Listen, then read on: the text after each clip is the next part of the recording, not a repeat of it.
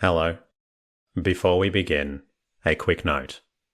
The Boy to Sleep podcast relies on you and sponsors, which means you will hear a quick advertisement before the beginning of tonight's episode. While the podcast is free, you are welcome to subscribe for just $2.99 per month, which supports the creation of this podcast and gives you an ad-free listening experience. Simply click the link in the show notes from your podcast app. Rest easy. At Sierra, you'll always find apparel, footwear, and gear for 20 to 60% less than department and specialty store prices. But right now it's clearance time, so you can save even more on everything you need to get active and outside. Visit your local Sierra store today.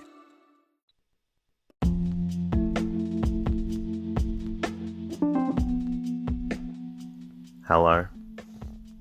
Welcome to the Bore You to Sleep podcast. The podcast that will hopefully help you get to sleep. I am going to read an open source book, one that is not particularly interesting, but one that is hopefully boring enough to get you to sleep. Tonight's reading comes from The Adventures of Sherlock Holmes, written by Arthur Conan Doyle and published in 1892. This story follows the famous detective as he tries to solve another puzzling mystery. My name is Teddy, and I aim to help people everywhere get a good night's rest. Sleep is so important, and my mission is to help you get the rest you need. The podcast is designed to play in the background while you slowly fall asleep. For those of you who are new to the podcast, you may not know that it started from my own struggles with sleep. I wanted to create a resource for others facing similar challenges, and I'm so grateful for the amazing community we've built together. The podcast is self-made and self-produced, which is why you'll hear a short ad at the beginning of each episode. These ads, along with support from subscribers and patrons, enable me to keep delivering this podcast for free to those who need it. A special thank you to everyone who reached out during the week or took a time to leave a review. If you find the podcast beneficial and would like to support it, here are a few ways you can contribute. Follow the podcast in your podcast app and leave a comment. Become a subscriber for $2.99 a month. You simply click on the link in the show notes. This removes ads at the beginning of the episode and helps support episode creation. My goal is to keep this podcast free and accessible for everyone, and subscribing helps me do that. If subscribing is not possible, an easy way to help is simply by leaving a review and rating in your podcast app. Even one sentence really helps out. If you would like to say hello or make a monthly contribution, you can always visit boytosleep.com. I always love hearing from listeners, and it warms my heart to know that I'm helping so many people out there who need a good night's rest. You're always welcome to share the podcast with someone who needs it. In the meantime, lie back, relax, and enjoy the readings. The Adventures of Sherlock Holmes by Arthur Conan Doyle. Chapter 1. A Scandal in Bohemia. To Sherlock Holmes, she is always the woman.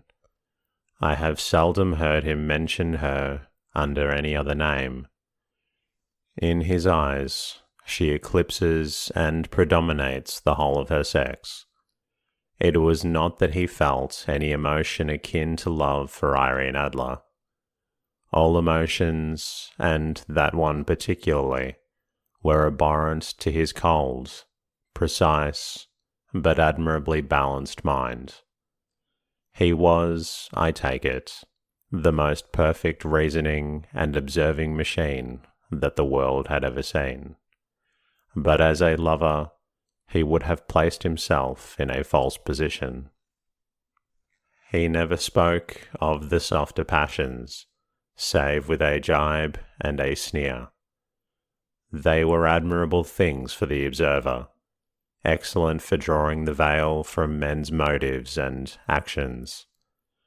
But for the trained reasoner to admit such intrusions into his own delicate and finely adjusted temperament was to introduce a distracting factor which might throw a doubt upon all his mental results. Grit in a sensitive instrument, or a crack in one of his own high-power lenses, would not be more disturbing than a strong emotion in a nature such as his. And yet there was but one woman to him, and that woman was the late Irene Adler, of dubious and questionable memory. I had seen little of Holmes lately. My marriage had drifted us away from each other. My own complete happiness and the home-centered interests which rise up around the man who first finds himself master of his own establishment were sufficient to absorb all my attention, while Holmes, who loathed every form of society with his whole bohemian soul, remained in our lodgings in Baker Street, buried among his old books, and alternating from week to week between the cocaine and ambition, the drowsiness of the drug and the fierce energy of his own keen nature. He was still, as ever, deeply attracted by the study of crime, and occupied his immense faculties and extraordinary powers of observation in following out those clues and clearing up those mysteries which had been abandoned as hopeless by the official police. From time to time I heard some vague account of his doings, of his summons to Odessa in the case of the Trepoff murder, of his clearing up of the singular tragedy of the Atkinson brothers at Trincomalee, and finally of the mission which he had accomplished so delicately and successfully for the reigning family of Holland. Beyond these signs of his activity, however, which I merely shared with all the readers of the daily press, I knew little of my former friend and companion.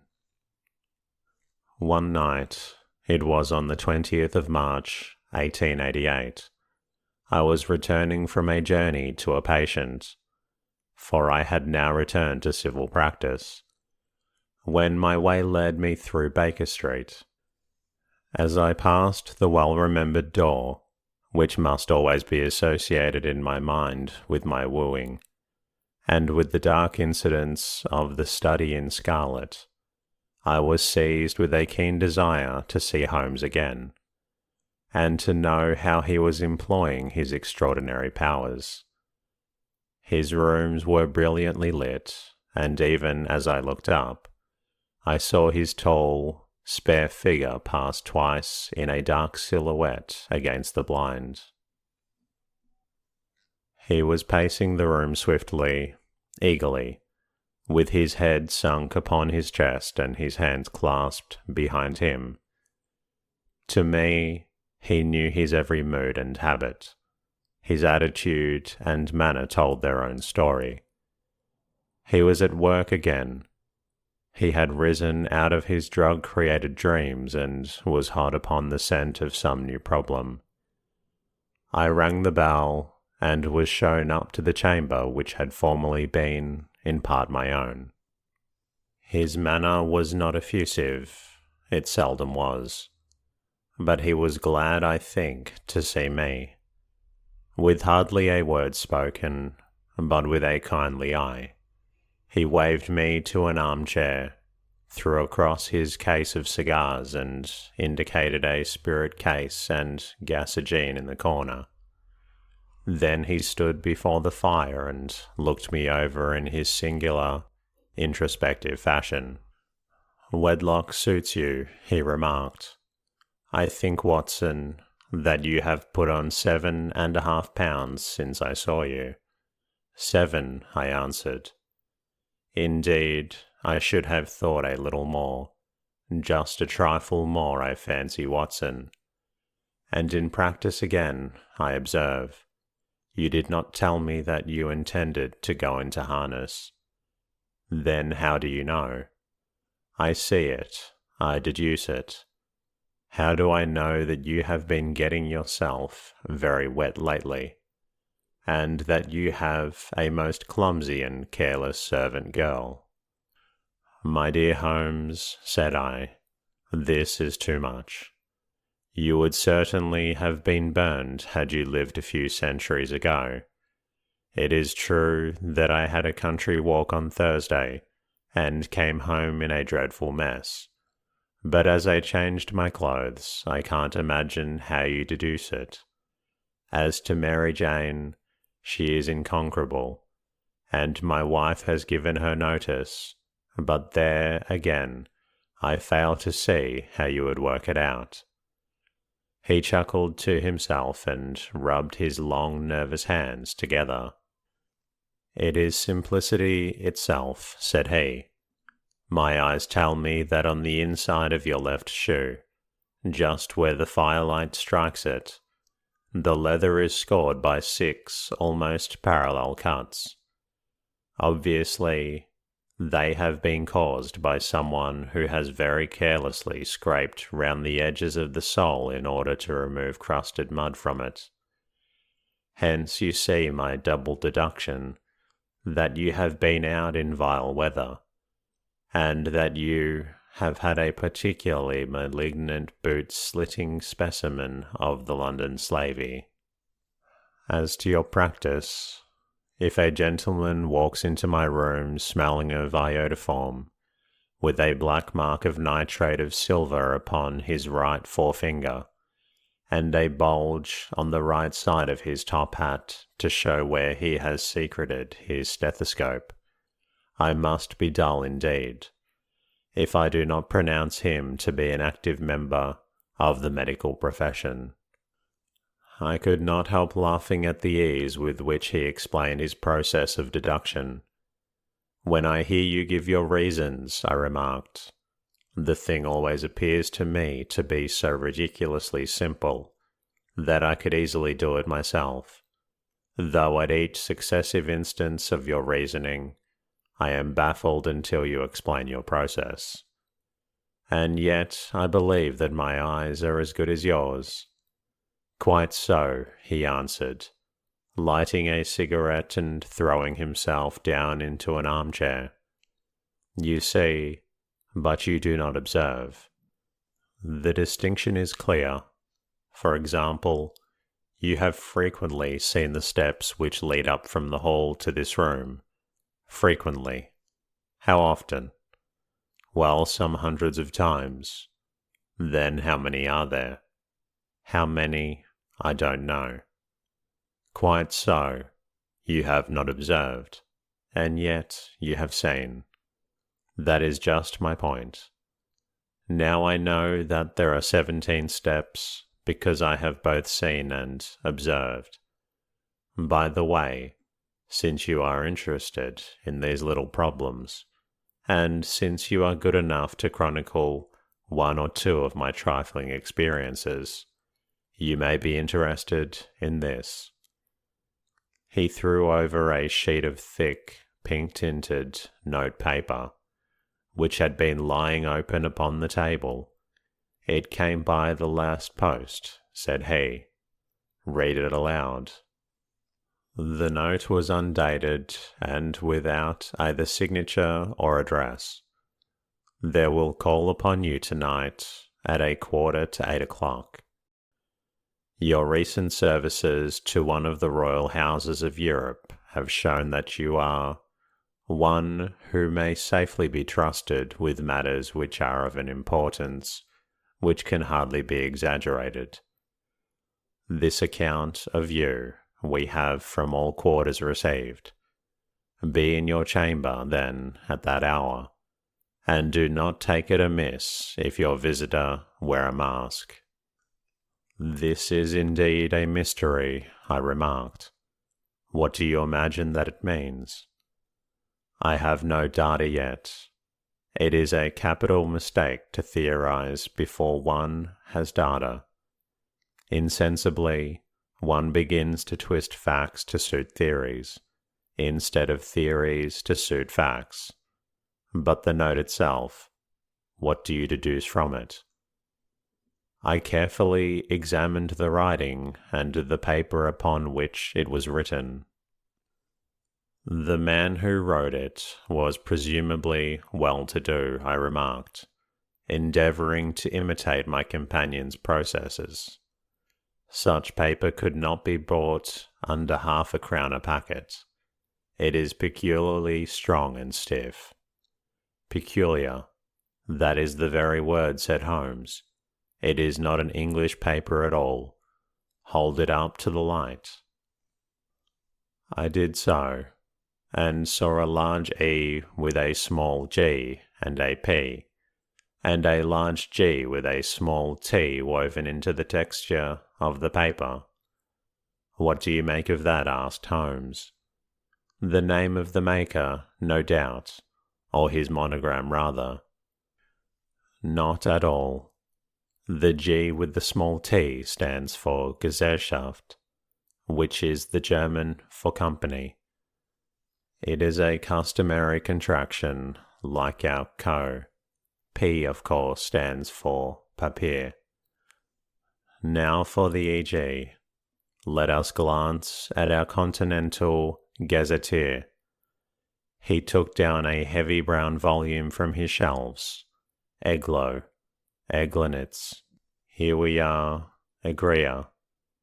It is in a German-speaking country, in Bohemia, not far from the Carlsbad, remarkable as being the scene of the death of Wallenstein, and for its numerous glass factories and paper mills. Ha ha, my boy, what do you make of that?"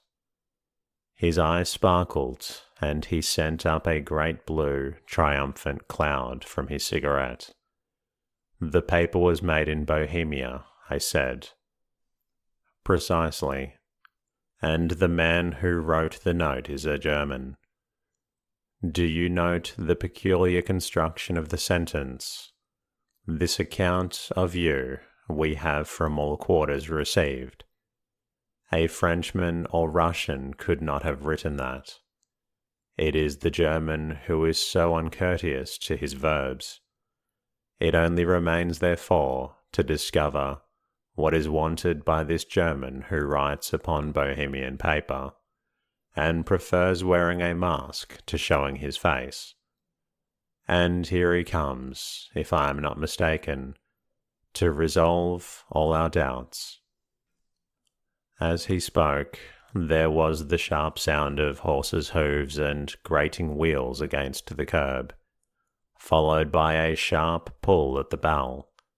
Holmes whistled. "A pair by the sound," said he. "Yes," he continued, glancing out of the window.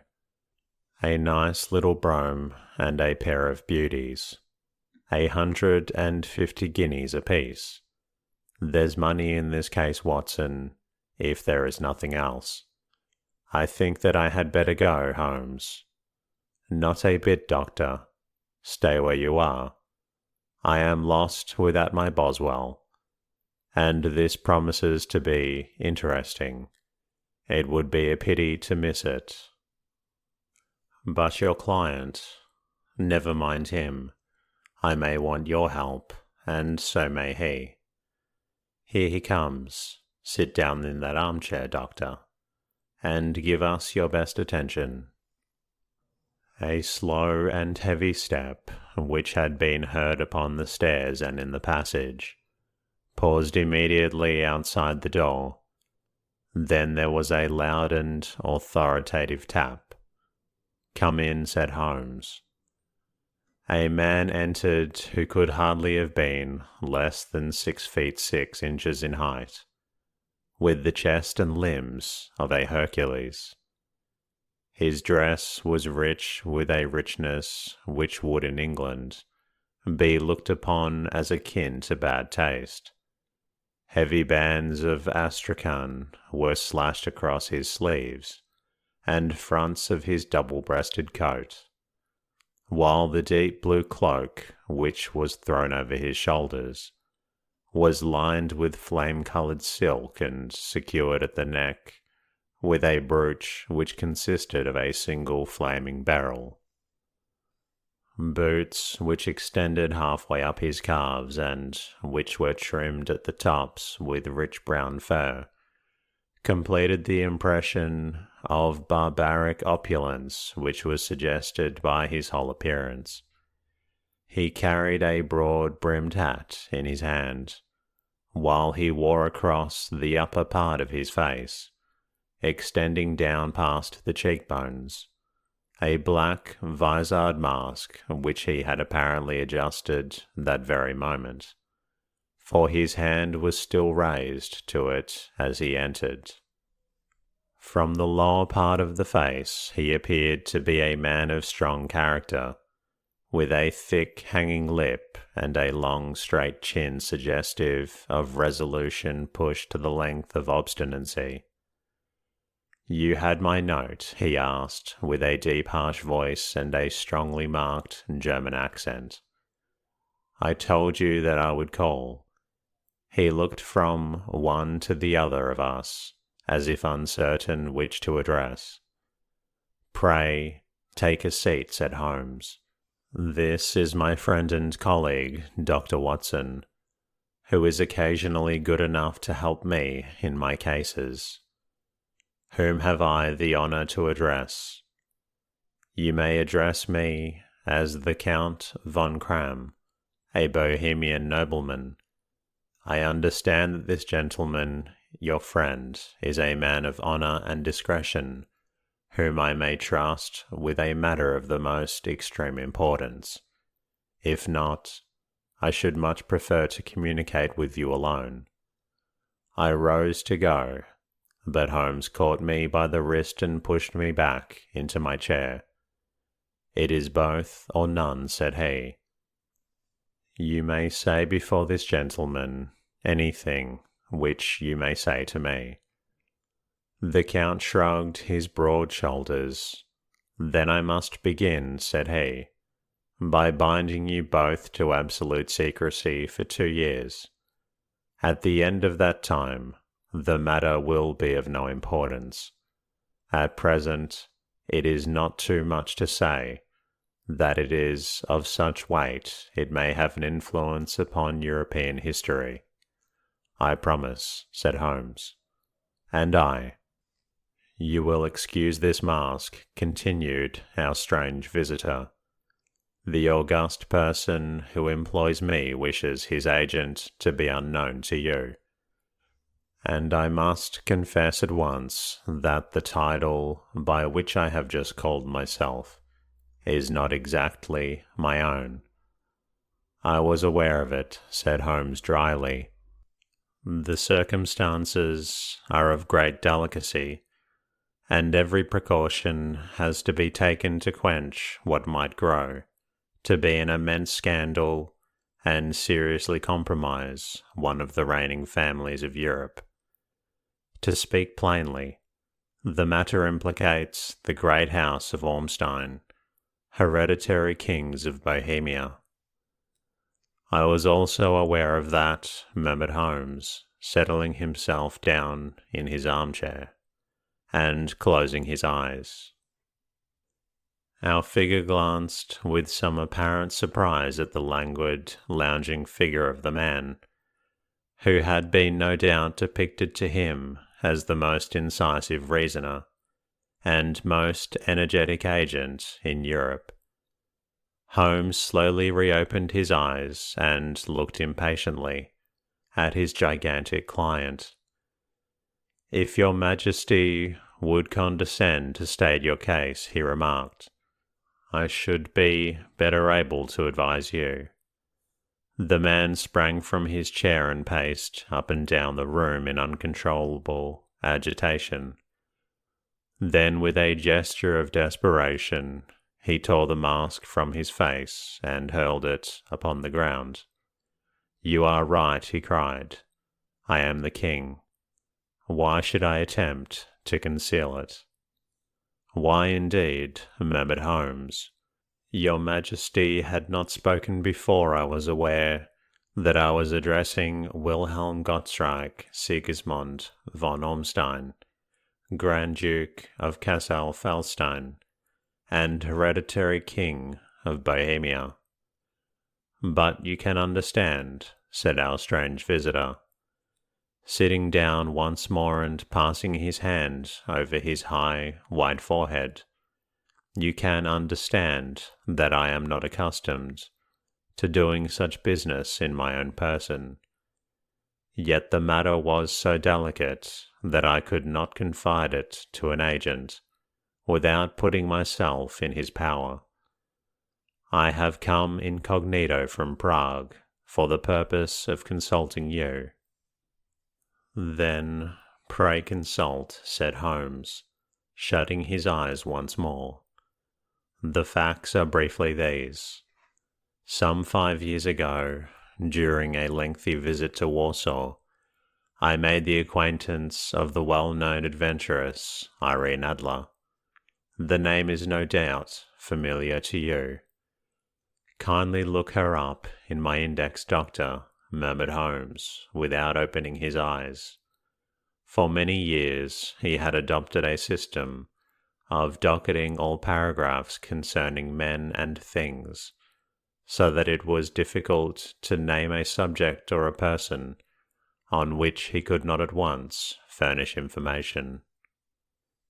In this case, I found her biography sandwiched in between that of a Hebrew rabbi and that of a staff commander who had written a monograph upon the deep-sea fishes. "Let me see," said Holmes.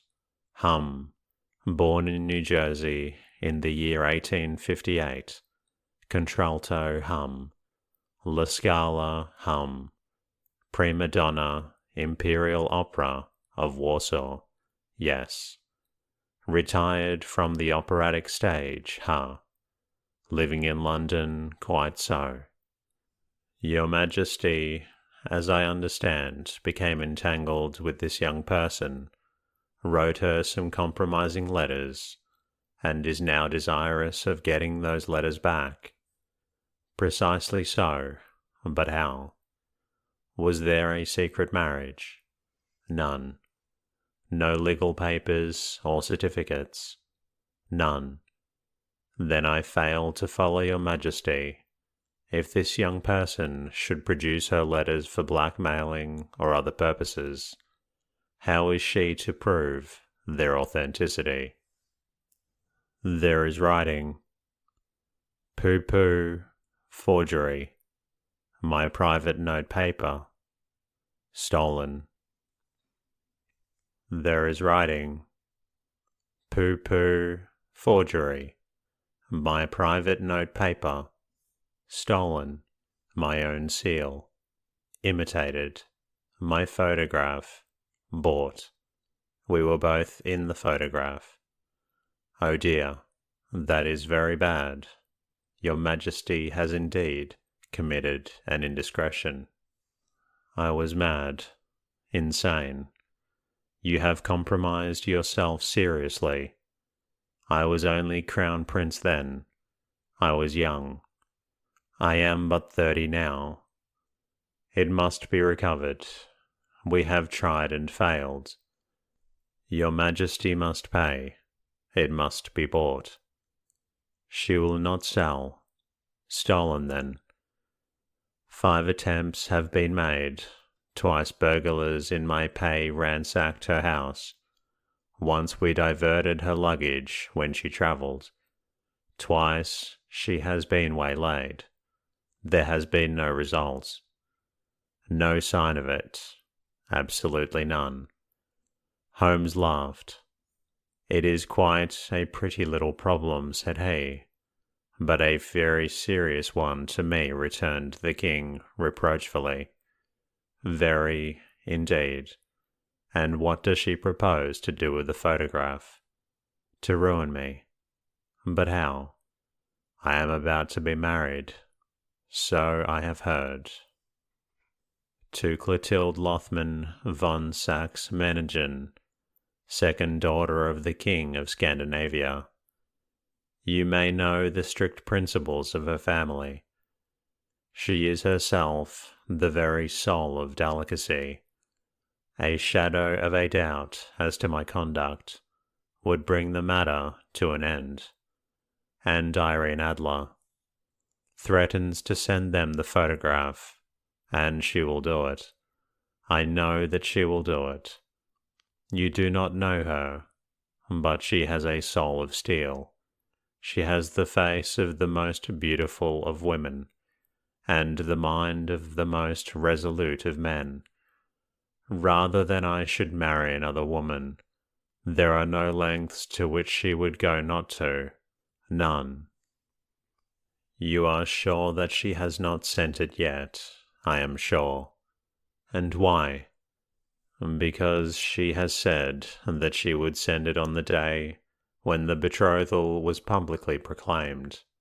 That will be next Monday." "Oh, then, we have 3 days yet," said Holmes, with a yawn. "That is very fortunate, as I have 1 or 2 matters of importance to look into just at present. Your Majesty will, of course, stay in London for the present." "Certainly. You will find me at the Langham, under the name of Count von Cram." "Then I shall drop you a line to let you know how we progress." "Pray do so. I shall be all anxiety." "Then as to money, you have carte blanche." "Absolutely." "I tell you that I would give you one of the provinces of my kingdom to have that photograph, and for present expenses." The king took a heavy chamois leather bag from under his cloak and laid it on the table. "There are £300 in gold and 700 in notes," he said. Holmes scribbled on a receipt upon a sheet of his notebook and handed it to him. "And Mademoiselle's address?" he asked. "Is Briony Lodge, Serpentine Avenue, St. John's Wood." Holmes took a note of it. "One other question," said he. "Was the photograph a cabinet?" "It was." "Then good night, Your Majesty, and I shall trust that we shall soon have some good news for you." "And good night, Watson," he added, as the wheels of the royal brougham rolled down the street. "If you will be good enough to call tomorrow afternoon at 3 o'clock, I should like to chat this little matter over with you." At 3 o'clock precisely, I was at Baker Street. But Holmes had not yet returned. The landlady informed me that he had left the house shortly after 8 o'clock in the morning. I sat down beside the fire, however, with the intention of awaiting him, however long he might be. I was already deeply interested in his inquiry, for though it was surrounded by none of the grim and strange features which were associated with the 2 crimes which I have already recorded, still, the nature of the case and the exalted station of his client gave it a character of its own.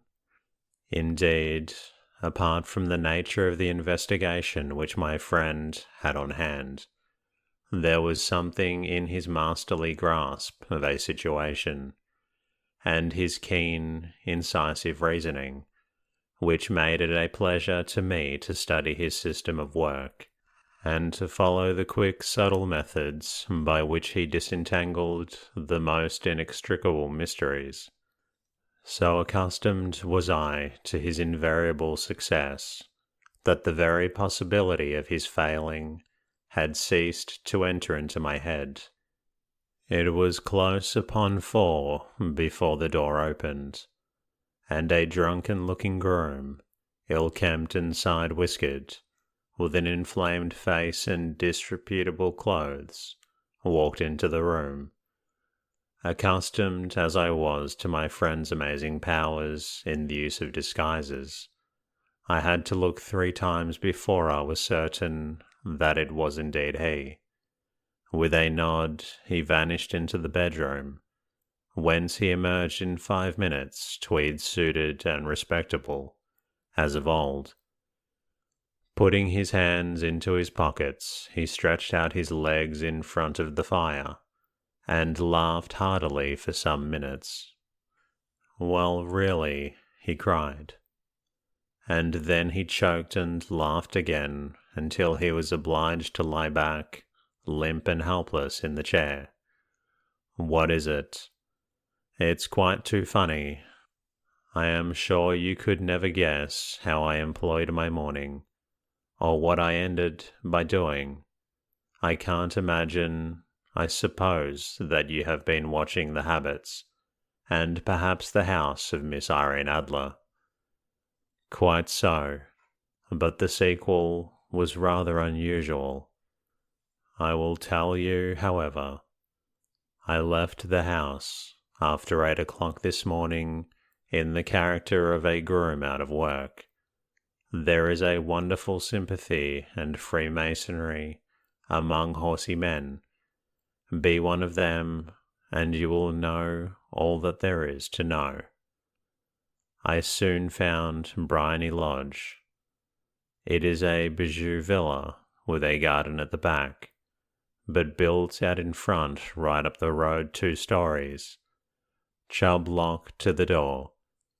Large sitting room on the right side, well furnished with long windows, almost to the floor, and those preposterous English window fasteners which a child could open.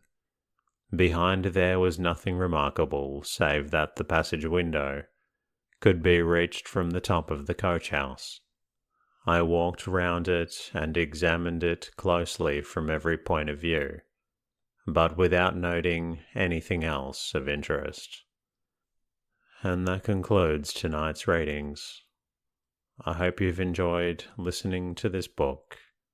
I also hope that you're feeling a little bit drowsy. If you're not quite tired yet, please feel free to listen to another episode of the Boy to Sleep podcast. Until next time, good night.